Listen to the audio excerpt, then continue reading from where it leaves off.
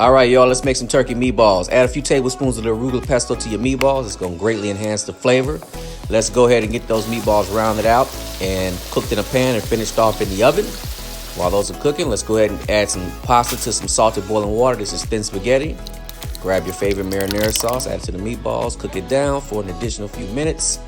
All right, in a warm skillet, add some arugula pesto. Drop in your thin spaghetti, toss it around. You're not going to burn it. The olive oil and the arugula pesto is going to prevent it from burning, and you just want to cook it through. And now it's time to plate up, y'all. And there you have it, folks, some arugula pesto thin spaghetti. We also used it in the meatballs, and we also topped it off on top of the meatballs. Great flavor enhancer. And also, great for a meal prep item. Just add a little bit of Parmesan cheese to it, cool it down real good, and you'll be good to go. So as always, y'all, I want to thank y'all for joining me here on the Rolling Grill. Good food, good vibes. Yeah, boy!